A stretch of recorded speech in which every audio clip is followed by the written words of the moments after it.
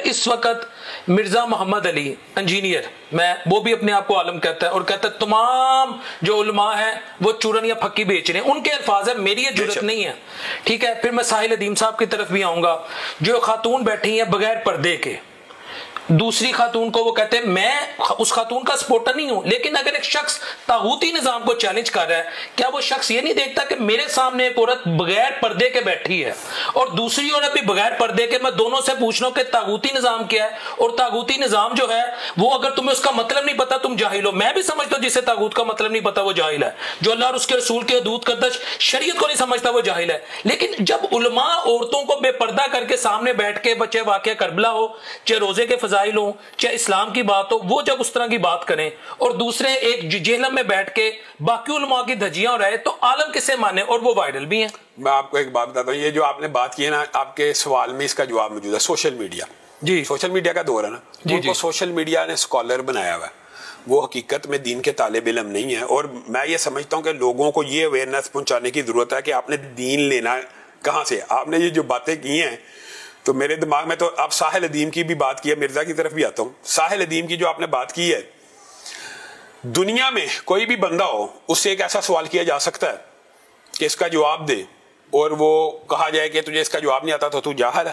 کیا یہ ایٹیچیوڈ درست ہے؟ مثال دے رہا ہوں میں، اس سے کہتا کہ والعادیاتی ضبح کا انگلش ترجمہ سنا دے یا فلاں عربی کوٹ کی ٹرانسلیشن سنا دے، سنا سکتا؟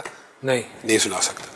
تو اس کے اندر اس کا یہ انداز گفتگو بھی درست نہیں ہے۔ دوسری بات یہ ہے کہ ساحل ادیم جیسے گدھے کو، میں گدھا کیوں کہہ رہا ہوں، کیا اس نے ایک بیان دیا کہ گدھا حلال ہے؟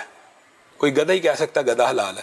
جس بندے کا نالج، علمی سطح یہ ہے کہ گدھا حلال ہے، آپ اس کو عالم کہیں گے؟ اور جہاں تک آپ نے مرزا جیلمی کی بات کی ہے، جو کہتا ہے امی کوئی نہیں، آپ نے یہ کہا علماء کو کہتا ہے چورن بیچنے والا، پھکی بیچنے والا، یہ اس کی بدتمیزی اب لوگوں کے سامنے عیاں ہو چکی ہے۔ میں آج پی ٹی آئی کے نوجوانوں سے بھی ایک بات پوچھنا چاہتا ہوں کہ جس وقت یہ صحابہ کی توہین کر رہا تھا، سیدنا امیر معاویہ سے لے کے حضرت ابو سفیان سے لے کے امی عائشہ، طلحہ، زبیر کی، اس وقت ہم اس کے تعاقب میں تھے، اور اس کے علاوہ آپ کو پتا پرچے بھی کٹوائے اور گرفتاری کی تحریک بھی چلائی۔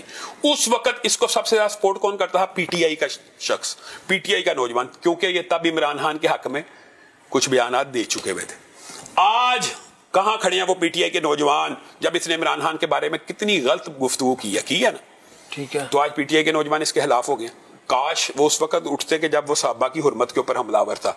آج اب عمران خان کی حرمت کے لیے تو کھڑے ہو گئے ہیں۔ چلیں، آپ کی، میں کہتا ہوں اللہ کا شکر آپ کی آنکھیں کھل گئی ہیں کہ یہ بندہ بدتمیز آدمی ہے، یہ کسی کے پے رول کے اوپر ہے، یہ قادیانی اور رافضیوں کا سہولت کار ہے، اس میں کسی قسم کا کوئی شبہ نہیں۔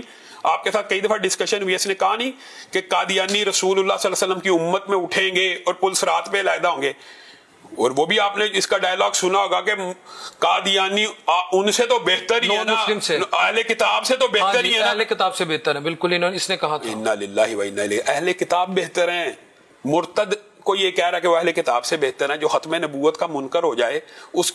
اب دیکھیں ان لوگوں کا علمی نالج اور علمی سطح یہ ہے، اور یہ ٹی وی کے اوپر بیٹھ کے کسی عورت کو کہ جاہل ہیں۔ پھر آپ نے جس چیز کی طرف اشارہ کیا کہ وہ بے پردہ عورت ہے، آپ اس کے بارے میں چلو اس چیز کو میں کہتا ہوں سائیڈ پہ بھی رکھ لیں، تو آپ دنیا میں کوئی بھی ایسا سوال میرے سامنے، میں ایک بات بتاؤں، دنیا کا کوئی بندہ میرے سامنے بٹھا دیں، میں اس سے ایک ایسا سوال کر سکتا ہوں کہ جس کا اس کو جواب نہیں آتا ہوگا، بالکل نہیں آتا۔ تو اس کا مطلب یہ نہیں ہوتا وہ جاہل ہے۔ نہیں، ایک میرا سوال دیکھیں، میں ساحل ادیم کو سنتا ہوں، میں ان کی عزت کرتا ہوں، ہر بندے کا ایک اوپینین ہے یار، لیکن ان کی فیلڈ فتویٰ نہیں ہے، فتویٰ نہیں۔ چلے میں یہ کہتا ہوں ایک موٹیویشنل اسپیکر کے طور کے اوپر وہ اپنے آپ کو متعارف کراتے تو ٹھیک تھا۔ وہ جھوٹ بولتے ہیں، وہ کہتے ہیں، انہوں نے یہ بات کی ہے کہ دجال کے سب سے زیادہ پیروکار علماء ہوں گے، یہ حدیث ہے، اس نے کہا یہ رسول اللہ پہ بہتان نہیں ہے، علماء ہی نے تو دجال کا تعارف کرانا ہے اور علماء ہی نے تو بچانا ہے، ٹھیک وہ کہہ رہا علماء دجال کے پیروکار ہوں گے، تو گویا جس کی سائیکالوجی، اچھا وہ سورۃ کہف سے ایکسٹرا ٹیریٹریل زندگی اور انٹر پلانیٹری سفر اور اس طرح کی باتیں اخذ کر کے نوجوان نسل کو اپنی طرف اٹریکٹ کرتا ہے۔ اللہ کے بندے، جو قرآن و سنت سے ثابت ہے کہ انسان اس سیارے کی مخلوق ہی نہیں ہے، تو اس سے آگے کیا بات ہے؟ ہمیں اللہ رب العزت نے اس زمین پہ پیدا ہی نہیں کیا، جنت میں آدم پیدا ہوا، سمجھ، اس زمین سے پیدا کیا لیکن اس زمین کے لیے پیدا نہیں کیا، ہم آئے بات کسی اور جگہ سے ہیں، تو یہی کافی ہے۔ یہ کہنا کہ انسان نے کبھی، جتنا سورۃ کہف کا ترجمہ کرتے ہوئے کہتا ہے کہ وہ جو بادشاہ تھا وہ جناب یہاں سے کسی اور سیارے پہ چلا گیا, وہاں سے اس طرح کی باتیں کرتا ہے. اس کا علمی لیول اور علمی سطح کیا ہے؟ جب آپ کو قرآن و سنت سے یہ بات ثابت ہے کہ رسول اللہ صلی اللہ علیہ وسلم نے سفر معراج کی ہے, تو جو باتیں مستند ثابت ہے ان کی طرف آپ توجہ نہیں کراتے. اگر آپ نے گلیمرائز ہی کرنا کسی چیز کو تو سفر معراج کو کریں کہ وہ ایکچوئل سفر ہے کہ رسول اللہ صلی اللہ علیہ وسلم 7واں آسمان بھی پار کر گئے ہیں, تو یہ تو ایکچوئل ہے. حضرت آدم 7ویں آسمان سے نیچے. 2 سوالات ہیں. ایک سوال, میں اپنے علاقے میں پرانے شہر سے میرا تعلق ہے, بزرگوں کی ایک اپنی سوچ ہے اور بزرگوں کی سوچ میٹر کرتی ہے. بے شک ان کی سوچ ٹھیک ہے, چاہے وہ علماء رسول اللہ صلی اللہ علیہ وسلم اور حدیث بعد اس چیز کی طرف اشارہ کرتی ہے کہ آپ برکت بڑوں کے ساتھ ہے. ایک بزرگ نے مجھے سوال کیا, اس نے کہا پتر تو میڈیا تے کام کرنا ہے, شام نو ساڈے علماء آ جاندے نے, سب نے کڑی تیار ہو کے بہ جاندی انج لت رکھ کے, سر تے اودے دوپٹہ نہیں ہوندا, تے گل اللہ دی کردے نے, اما عائشہ صدیقہ رضی اللہ تعالی عنہا دی کردے نے, بی بی فاطمہ رضی اللہ تعالی عنہا دی کردے نے, تے یا تے علماء کہیں کہ تیے تو دوپٹہ لے لے, یا تے پھر وہ اس محفل تے نہ جائے, اس پروگرام چ نہ جان.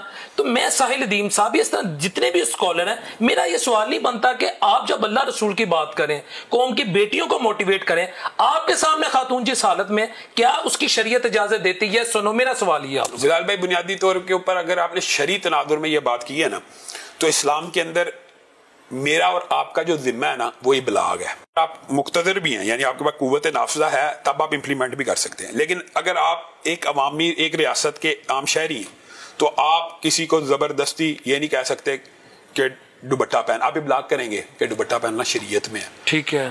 دنیا کی سب سے افضل ترین عورتیں دوپٹہ پہن کے نکلتی ہیں, حتیٰ کہ جو ہماری مائیں ہیں, ماں کے ساتھ تو نکاح نہیں نہ ہوتا, امہات المومنین سے نکاح نہیں نہ ہوتا, نہیں ہو سکتا, تو وہ با پردہ نکلتی تھی. اس طرح سمجھانا اور بات ہے. اور یہ جو بزرگ نے سوال کیا یہ بڑا اہم ہے. تو پھر اس طرح کی مجالس سے علماء بائیکاٹ کیوں نہیں کرتے؟ اس کی ایک وجہ ہے کہ رسول اللہ صلی اللہ علیہ وسلم عکاظ کے اور دیگر عرب کے جاہلیت کے بازاروں میں جا کے تبلیغ کیا کرتے تھے. مثال دے رہا ہوں, اگر وہاں سے علماء ہی اٹھ جائیں تو ابلاغ کیسے ہوگا؟